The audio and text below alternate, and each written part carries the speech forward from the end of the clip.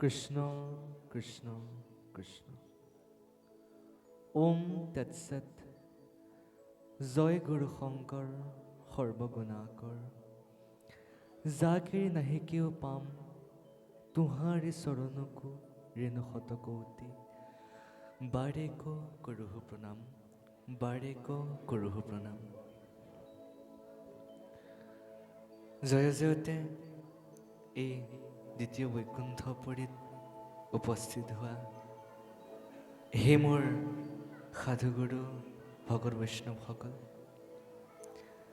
ব্ৰজৰ গোপী সম আই মাতৃসকল, বালক বালিকা, যুৱক যুৱতী, সবাৰে শ্ৰীচৰণৰ ধূলা শিৰোধাৰ্য কৰি আজি এই সাগৰ সদৃশ বিশাল ভাগৱত শাস্ত্ৰভাগ যৎকিঞ্চিত কীৰ্তনাৰ্থে আগবাঢ়িছোঁ। আৰু এইখিনি কৰিবলৈ যাওঁতে অনেক ভুলক্ৰুটি হৈ যাব পাৰে, ৰৈ যাব পাৰে। সমস্তখিনি ভুলক্ৰুটি আপোনাক সবে যেন নিজ সন্তান বুলি জ্ঞান কৰি যাতে মাৰ্জনা প্ৰদান কৰে, সেয়ে আপোনাৰ সবৰ চৰণ কমলত আমি জয় জয়তে সেৱা ধৰিছোঁ। কৃষ্ণ নামঘোষাত মাধৱ পুৰুষে বৰ সুন্দৰভাৱে লিপিবদ্ধ কৰি থৈ গ'ল যে তেয়পি পূজ্যাস্তে তেয়পি ধন্যাস্তে এব সুহৃদ জনা স্মৰণত স্মৰয়ন্তু যে হৰিনাম কলৌ যোগে। এই কলিযুগত যিসকল নৰৰূপী মনুষ্যই হৰিৰ গুণানুকীৰ্তন তেখেতসকলে নিজে কৰাৰ লগতে আন মনুষ্যকো যিয়ে হৰিৰ গুণানুকীৰ্তন কৰিবলৈ সুযোগ দিয়ে, তেনে মনুষ্য ভগৱন্তৰ ধন্যবাদৰ পাত্ৰ বুলি সুযোগ তেওঁ সিদ্ধান্ত দিছে, পৰিচ্ছেদ দিছে। আৰু তেওঁলোকে বহুখিনি পৰিমাণে, অসংখ্য পৰিমাণে তেওঁলোকে পুণ্যও লাভ কৰে। আৰু তেনে ভাগ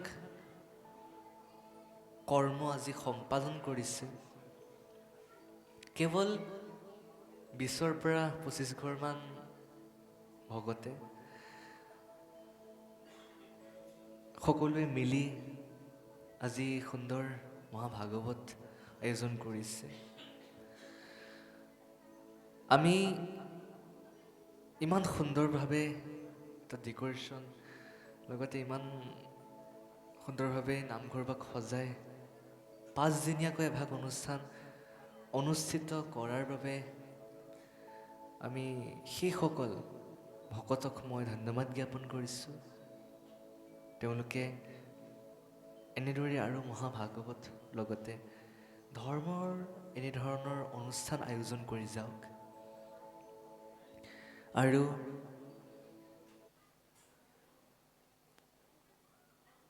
আমি আৰু পলম নকৰি আজি মহাভাগৱত পাঠৰ মাজত সোমাই যোৱাৰ আগতে এভাগি গুৰু স্মৰণ কৰি ল'ব বিচাৰিছোঁ। কৃষ্ণ শ্ৰীমন্ত শংকৰ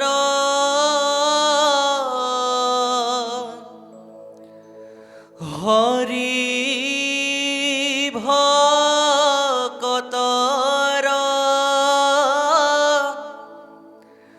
জানা যেন কল্পতৰু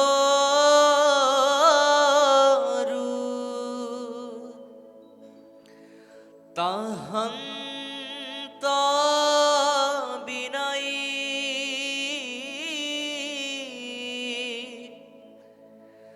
নাই নাই নাই আমাৰ পৰম গুৰু ৰাম আমাৰ পৰম গুৰু।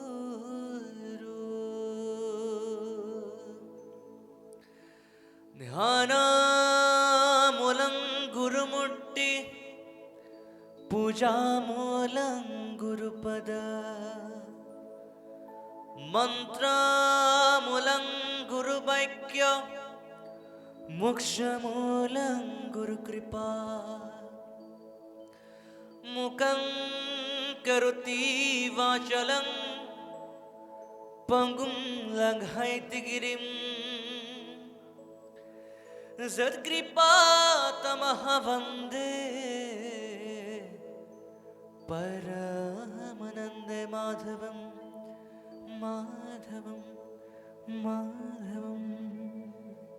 কৃষ্ণ। সুন্দৰভাৱে মহাভাগৱত কীৰ্তন হৈ আছে। আমাৰ আগত বিশিষ্ট ব্যাখ্যাকাৰ আমাৰ লোহিত প্ৰভুৱে সুন্দৰভাৱে আপোনাক ক'বলৈ তত্ত্বগধুৰ ব্যাখ্যা আগবঢ়াইছে ইতিমধ্যে। আৰু আসনত উপবিষ্ট হৈ থকা পাথৰ আসনত উপবিষ্ট হৈ থকা পাঠাচাৰ্য দুজনলৈ আমি সেৱা ধৰিছোঁ। আগতেও কীৰ্তন কৰি যোৱা সমূহ ব্যাখ্যাকাৰ আৰু পাঠাচাৰ্যসমূহলৈও আমি সেৱা নিবেদন কৰিছোঁ। সুন্দৰভাৱে তেখেতসকলে সুমধুৰ কণ্ঠেৰে আপোনালোকক পাঠ শ্ৰৱণ কৰাই আছে। আমাক এতিয়া ব্যাখ্যাকাৰ বুলি ইয়াত কৈছে, কিন্তু আমি এতিয়াও ব্যাখ্যাকাৰৰ আসন ল'ব পৰা হোৱা নাই, বা আমি ব্যাখ্যাকাৰ নহয়। ব্যাখ্যাকাৰ বুলি ক'লে এখন সুকীয়া আসন আছে। ব্যাখ্যাকাৰ বুলি ক'লে কেৱল পদবন্ধে কৈ যোৱা জনকে ব্যাখ্যাকাৰ বুলি আমি কওঁ সাধাৰণতে। আমি এতিয়া পদবন্ধে প্ৰকাশ কৰি যোৱাৰ লগতে প্ৰাসংগিকভাৱে যিখিনি কথা আহি পৰে সৰু সৰু ল'ৰা ছোৱালীসকলৰ কাৰণে সেইখিনি কথা মই প্ৰকাশ কৰোঁ। আমাৰ অনুষ্ঠান যদি আপোনালোকে চাইছে তেনেহ'লে গম পায়, মই সমূহ নৱপ্ৰজন্মসকলৰ বাবে বা আমাৰ দৰে শিশুসকলৰ বাবেহে আমি ভাগৱতৰ কথা কওঁ। আপোনাৰ খবৰ দৰে বেদজ্ঞ পণ্ডিত বা আপোনাৰ খবৰ দৰে সৰ্বজানন্তাসকলৰ বাবে আমি ভাগৱত ক'বলৈ আমাৰ প্ৰয়োজনে নাই। আৰু সকলোবিলাক আপোনালোকে ভাগৱতৰ প্ৰত্যেকটো অধ্যায়ৰ প্ৰত্যেকটো কথাই আপোনালোকে জানে। আমি বিশেষভাৱে আকৌ আপোনাক ব্যাখ্যা কৰি তাক বুজাই কোৱাৰ আমাৰ কোনো যোগ্যতা নাই। আজি আমাক নিমন্ত্ৰণ দিছে, কেনেধৰণে দিছে মই নাজানো, কি বুলি ভাবি দিছে, কিন্তু মই এই অনুষ্ঠান ভাগত আহিছোঁ কেৱল নৱপ্ৰজন্মসকলৰ বাবে। সেই হেতুকে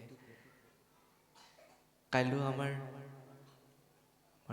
ঋজুপাঠক প্ৰভুজন আহিব। তেখেতেও সুন্দৰভাৱে তত্ত্বপূৰ্ণ কথা আপোনালোকৰ আগত ব্যক্ত কৰিব। আমি মাথো সহজ সৰল কথাৰে আজি ইয়াত উপস্থিত থকা শিশুসকলক আমি কিছু কথা প্ৰকাশ কৰিম।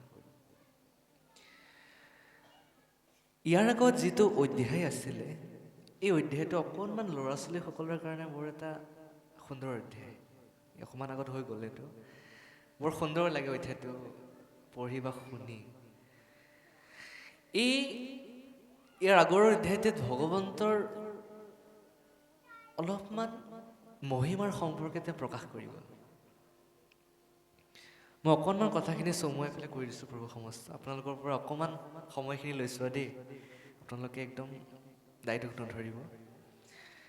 ইয়াৰ আগত আছিলে ব্ৰহ্মাই গৰু চুৰ কৰিছিলে। সেই কথাটো আমি সকলোৱে জানো যে ব্ৰহ্মাই এবাৰ গৰু চুৰ কৰিছিলে। কিহৰ কাৰণে কৰিছিলে? বোলে যেতিয়া ব্ৰহ্মাই শিৰোদধি পাৰত গৈ ভগৱন্ত মাধৱক যেতিয়া তেওঁ ধ্যান কৰিছিলে, আৰু যেতিয়া ভগৱন্ত ঈশ্বৰ কৃষ্ণই আকাশবাণীৰ জৰিয়তে যেতিয়া ব্ৰহ্মাক প্ৰকাশ কৰিছিলে যে মই দুষ্টক দমনাৰ্থে, সন্তক পালন আৰু ধৰ্মক পুনৰ সংস্থাপনৰ বাবে মই পৃথিৱীত যাম, এটাকে সমূহ বসুমতীৰ ভাৰ মই হৰণ কৰিম। এতিয়া সেই ভগৱন্তই সঁচাকৈ আহিছেনে নাই ধৰাধামলৈ, তেওঁৰ অংশ অৱতাৰ হয়নে নহয়, আৰু কৃষ্ণনো কিমাননো তেওঁ শক্তি আছে, সেইখিনি শক্তি তেওঁ চাবলৈ কি কৰিলে, ব্ৰহ্মাই এবাৰ বুদ্ধি এটা পাঙিলে। বুদ্ধিটো কি আছিলে, আগৰ নিচিনাকৈ গৰু চৰাবলৈ অহা আগৰ নিচিনাকৈ তেওঁলোকে গৰু চৰাবলৈ আহিলে, লগৰ সমনীয়াৰ লগত ভগৱন্ত পুৰুষেও আহিলে। ভগৱন্ত পুৰুষে ইতিমধ্যে গম পাইছে যে ইতিমধ্যে কি হ'ব, সেই ব্ৰহ্মাই গৰু চুৰ ইতিমধ্যে কৰি নিব, গম পাইছে, অন্তৰ্যামী। গম পোৱাৰ কাৰণে লগৰখিনিক অকণমান আঁতৰাই আনিছে আৰু নিজেও অকণমান আঁতৰি আহিছে, বোলে গৰুটো চুৰ কৰি নিয়ক আৰু। তেনেধৰণে কি কৰিলে, গৰুটো চুৰ কৰিব নিলে। গৰুখিনি গ'ল, চুৰ কৰি লৈ গ'ল, এটা গুহাত তেওঁ বন্দী কৰি থৈ দিলে। তাৰ পাছতে পুনৰ তেওঁ গুচি গ'ল। ভগৱন্ত পুৰুষে প্ৰত্যেকটো গৰুৰ যিটো চাইজ, প্ৰত্যেকটো গৰুৰ যি বৰণ, যি ৰং, সম্পূৰ্ণবোৰ তেওঁ ভগৱন্ত সেই গাই গৰু আদি সমস্ত ৰূপ তেওঁ ধাৰণ কৰিলে। আৰু ধাৰণ কৰি তেওঁ বহু দিনলৈ, ইয়াত কোনো দিনৰ কথা আমাক কোৱা হোৱা নাই, বহু দিনলৈ তেওঁ কি কৰিলে, তেনেধৰণে তেওঁ অহা যোৱা কৰি থাকিলে, ঘৰত যায় আকৌ আহে। ব্ৰহ্মাই এদিন আকৌ সেই ব্ৰহ্মলোকতে ধ্যান কৰি থকা সময়ত ভাবিলে যে সেই মৰ্তলোকৰ কৃষ্ণনো কিনো কৰি আছে, এবাৰ চাই আহোঁ বুলি গ'ল আকৌ মৰ্তলোকলৈ। মৰ্তলোকতকৈ দেখিলে যে সকলোচোন একেধৰণে আছে, গৰুবিলাকে চৰি আছে, লগৰবিলাকে চৰাই আছে, কৃষ্ণই চৰাই আছে গৰুবিলাকক, সকলোবিলাক একেধৰণে। গৈ পেলাই আকৌ গুহাত চাইছে, তাতো গৰু আছেই, যিখিনি গৰু তেওঁ চুৰ কৰি নিছিলে সেইখিনিও আছে। তেতিয়া ব্ৰহ্মাই ভগৱন্ত পুৰুষৰ চৰণত ধৰি কি কৰিলে, তেওঁ ক্ষমা ভিক্ষা মাগিছে যে হে প্ৰভু, মই অজ্ঞান আন্ধাৰত ডুব গৈ তোমাকে পৰীক্ষা কৰিবলৈ আগবাঢ়িছিলোঁ। হে প্ৰভু, তুমি মোক ক্ষমা কৰি দিয়া, তুমি মোক এই অপৰাধৰ পৰা মুক্ত কৰা, তোমাৰ বাহিৰে আৰু কোনো কৰিব নোৱাৰে, হে প্ৰভু। এনেধৰণে কি কৰিলে, ক্ষমা ভিক্ষা মাগিলে। আৰু এইখিনিয়ে আছে ইয়াৰ আগৰ অধ্যায়টোৰ চমু বিৱৰণ, সম্পূৰ্ণভাৱে কোৱা হৈছে। এতিয়া হ'ব বলভদ্ৰৰ মুখ, সুন্দৰ এটা অধ্যায়। আমাৰ পাঠক দুয়োগৰাকীয়ে পাঠ কৰি গৈ আছে, তেওঁলোকৰ ৰাতি ভাগৱত পাঠ নহয় নেকি বাৰু? ৰাতি পাঠটো ৰখাই দিয়া যায় নেকি? ৰখাই দিয়া যায় নহয়, ৰাতি পাঠটো ৰখাই দিয়া যায়, মানে ৰাতিপুৱাৰ পৰা অকণমান ৰাতিলৈকে হয় পাঠ। যা হওক, তেখেতসকলে পাঠ কৰি আছে বাৰু, আমিও অকণমান ঈশ্বৰৰ গুণানুকীৰ্তন অকণমান কীৰ্তন কৰোঁ। কৃষ্ণ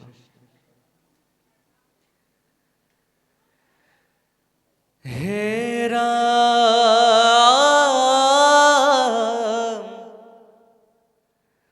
শুনা কৃষ্ণ কথা পৰি, ক্ষিত মহা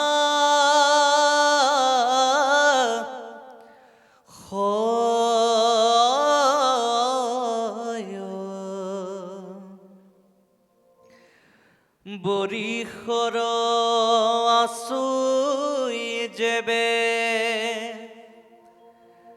দীনা পানিচ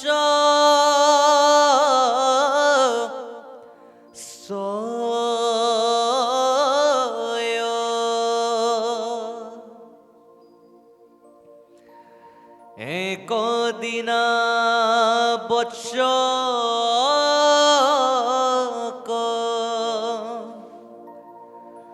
সাৰন্তে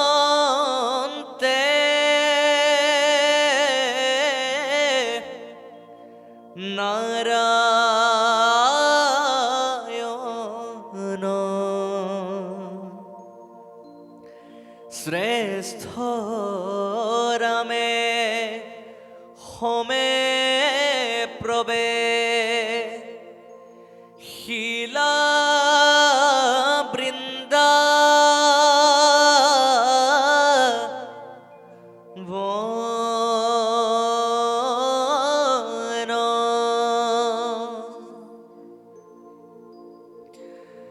সেই সময়ত ধেনু গণ নিৰণ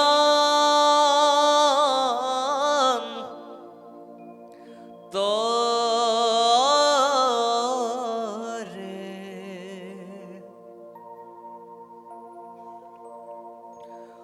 চৰাবৈ গোৱালে গোবৰ ধন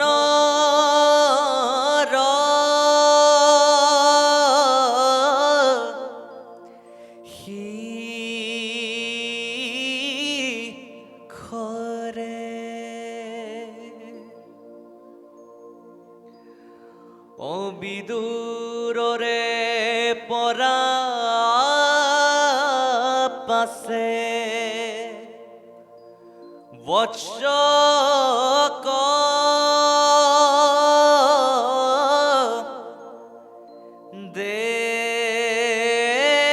দেখিল মিলিলা আনন্দ মনে চেতন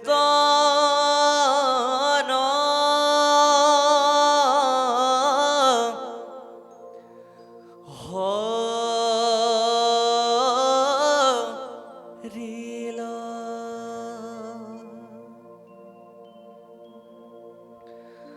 আনন্দতে আপোনাকো পাহৰি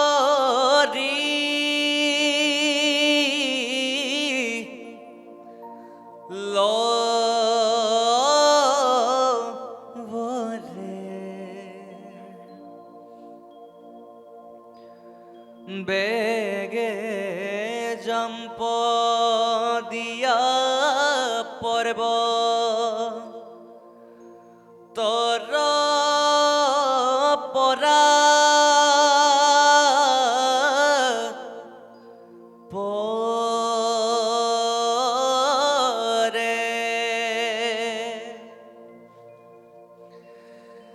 ৰাম উষাৰৰ মুগ্ধ দুগ্ধ স্ৰৱে লবৰয়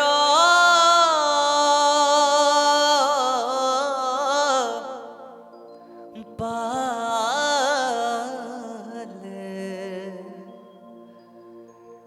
দেখি দংগ তুলি আগ ভেন্তি